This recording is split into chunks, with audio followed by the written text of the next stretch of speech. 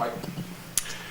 Yeah, I'm pleased to get a win tonight so we can advance. I thought both teams shot the ball very well from the outside. We did a really good job rebounding the ball. And, I know they still got some points, but I thought we really made Coulter work for his shots. And, Mason shot a high percentage. But happy for our guys. It's an important game for us. One of our tough losses was at Duquesne this year. Didn't play real well. So I think they really wanted to play them again. So try to get home and get prepared for a really tough Rhode Island team. All right, questions for players?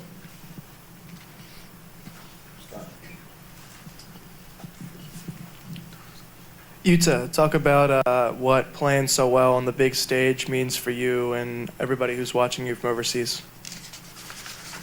So today I just tried to play hard, and I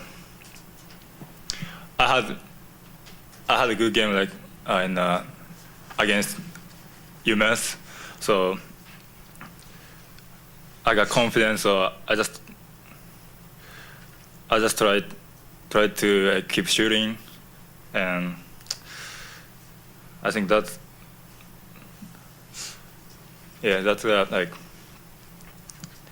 why I played very well. And I think I got 3 offensive rebounds, which is very good for me. So I'm gonna keep working hard, and I'm gonna keep improving myself.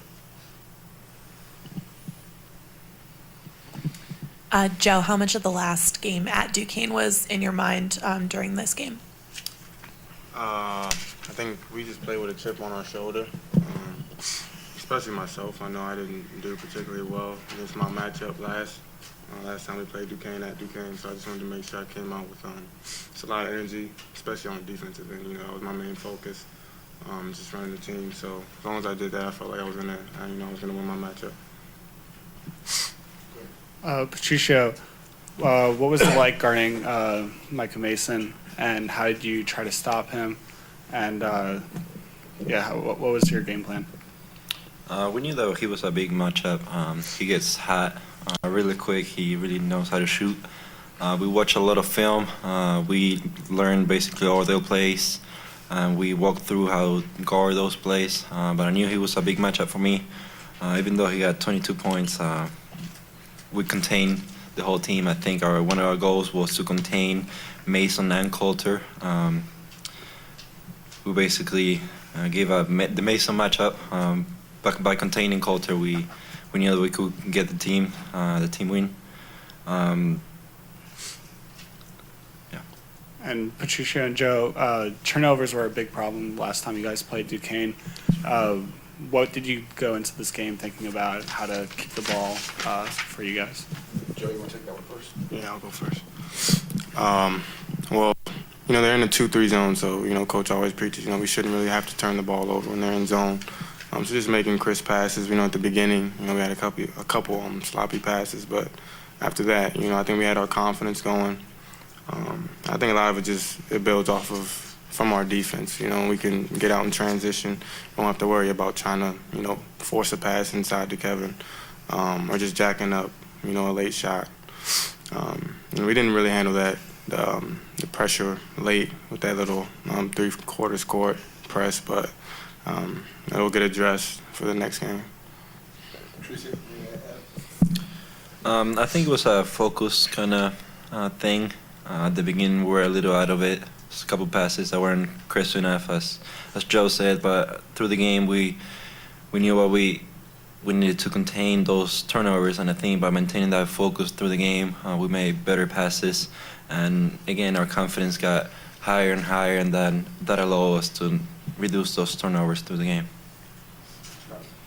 Patricio, yesterday Duquesne tied the tournament record for blocks in a game. They had 12, and they won the points in the paint battle by a lot. Tonight, you guys dominated points in the paint. What was the game plan going in there with after watching their game last night? We were aware of those blocks. I think we needed to avoid that. We knew that my man 54, Lewis is really big, but we think he was a little slow, so we had to go around him. He had 7 blocks yesterday, so we did a great job today. He only had 1. But we know that we can muscle them and going around them, we could take the advantage. Joe, you just talked about playing with a chip on your shoulder, and you talked about turnovers of the last time. It's almost like a carbon copy tomorrow night with Rhode Island, right? Definitely. Can you go to that well again, that play with your chip on your shoulder? Oh, without a doubt. We've been looking forward to this when we saw, the bracket come out. Obviously, we didn't want to overlook Duquesne because, last time we played them, the outcome wasn't what we wanted. But we're glad that we got this win. We're just looking to continue this momentum. I think the biggest thing for tomorrow against Rhode Island is just taking care of the basketball. Our defense will be there, our intensity will be there because we're going to have to match Rhode Island's intensity. But if we can take care of the basketball and just get shots, like Coach says all the time, shots not turnovers, I think we'll be fine. Yuta and Joe, you both shot the three ball very well in the first half. How did you keep your confidence so high from the last game? You go first. So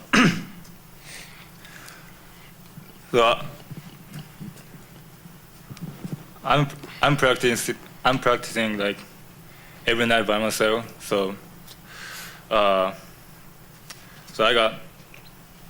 got confidence like every time. So I just kept shot. So and then yeah, that's it. For me, I just think it's a lot of shot preparation. Working with our assistant coach, Maurice Joseph, has done a good job. Getting us ready and just keeping our confidence high with the shot. And he always says, be shot ready. So got to make sure we continue that. All right, 2 more questions, just now. Okay. Seems like this is a home away from home for you all. I mean, you made the short trip up here from D.C. Seemed like with your fans here that were very vocal. I mean, you can coach and also one of the players. How does that help you build confidence, being that this is like the one and done type of situation?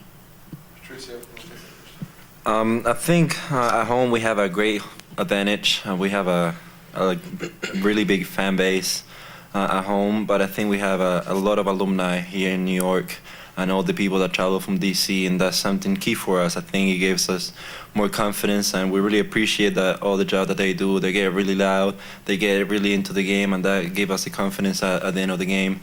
And it's impressive. Not every team has that many fans, and really appreciate everything that they do. Joe, Yuta, anything to add? Okay. One more question? Take one more question if you want it.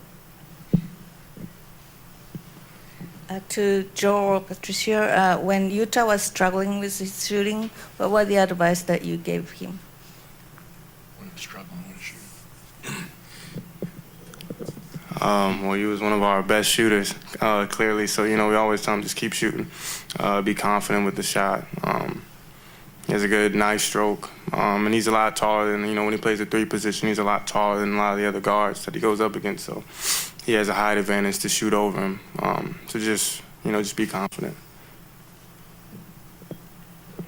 Patricia, anything to add? Yeah, definitely confidence, but I think through the games, different teams scouted him better than you. He was a shooter, and maybe he was taking a little contested shots, so maybe taking shots that were open through the games helps him a lot and built up his confidence. Okay. Gentlemen, thank you. Good for you. Congratulations.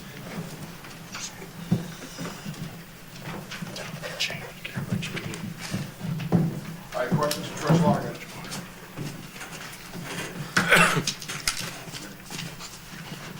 Coach, could you just talk about a little bit about in the second half, you guys were up by as much as 15, and then they kind of cut it to like something like 4. You guys were up by 4, and then you guys got on that 11-0 run after John got that and one. Kind of how the team weathered the storm there. What you were telling them.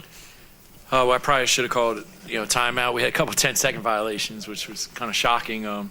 We work on it all the time and worked against our press today. And just we know to look at the shot clock when it gets down to 27, we got to get it over or call a timeout. But I was sort of caught off guard where we were just kind of casual and got caught there. So that was disappointing. But, and then we missed a couple free throws. But they hit shots. I give Mason credit. He's a tough matchup, and Garino's a great defender. But he hit some shots. I didn't realize he shot that well. But, that's what he does. But for the most part, I don't think they scored a bucket off the bench, and Coulter had to really work for his. So, one guy got his points. That's fine. So we knew they'd make a run. Basketball is a game of runs. So I'm glad we survived it. Scott? Yeah, Coach, I mentioned to the players, can you talk about the game plan going into it with the battle in the paint after seeing that Duquesne had blocked 12 shots last night? Yeah, I mean, it's a crazy thing. My scouting report before watching that game last night was that they're, I think, the second lowest shot blockers in the league. And the big guy Lewis last night, he just blocks them by putting his hands up. But he was so confident last night, he started jumping and blocking shots. So our kind of theme was we're going to try to go around him and not through him. And and that's what we did. They got their confidence. I've had 5 blocks today, so I think they're averaging 2.5, if that, on a season. But so I'll give them credit. They played hard. Like I said, their coach gets them to play hard. But we really wanted to attack. And and Kevin, I don't know if he's tired. He went in there a few times and didn't score. So I think they did a good job on him. I think he didn't score a basket in the second half, and I think he got tired. But we weren't really that worried about their shot blocking because we felt that we would just try to go around them instead of going through them. Anybody else for Coach? Coach, what's the difference in the 3-ball in the past couple of days? Is it just you guys are making shots, or are you getting better looks? I mean, we were shooting so poorly. Early in the year, we were playing great defense and rebounding, and we weren't a great shooting team. But then when in February came, we stopped guarding as well, and we stopped playing D and rebounding. And so to get out of that, we just kept working on our shooting too. And it's hard, it's hard to rely on defense and rebounding all the time, especially guys aren't shooting well, aren't scoring. They naturally don't play D as well. So I think it's 3-4 games in a row now we've hit double figures in 3-pointers. Even in our loss to Davidson, I think we made 10 or 12. So that makes things a lot easier, that's for sure. I mean, against a 2-3 zone at Duquesne, same team, we were up by 38 at our place and hit maybe 14 threes. We were 2 for our first 20 shots with 2 air balls. So our team, sometimes we get a little tight when things don't go well. But lately we've gotten our confidence. And part of that is Yuta. He had a lot of games where he's 1 for 5, 0 for 5. And now he's bounced back. And when he hit shots early, he was terrific. They gave us team confidence. And I was actually asking Joe to try to step up and shoot some more threes. All right, anybody else? All right, last question. And when they went on that run that cut it to 4, and then you guys responded with a run of your own, what were you telling Patricio guarding Mason, the other guys giving him some help? What were you telling them to adjust to, stop him from just raining down the 3-ball? Well, we were supposed to be hedging out there, and I think some of our bigs got tired and we didn't come out, and they do a good job screening.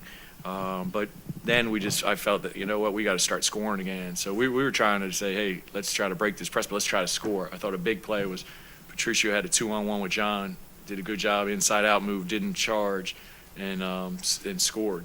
All right, I thought he was going to drop Johnny, scored. I thought that was a big basket just to get some separation. And, we weren't trying. I told our guys, we're not playing slow down. We want to break this press, and then we would have numbers. But the press caught us a little bit off guard for whatever reason, and, I give them a lot of credit. It got them back in the game. All right. Thank you, Coach. Thank you. Congratulations. Thanks a lot.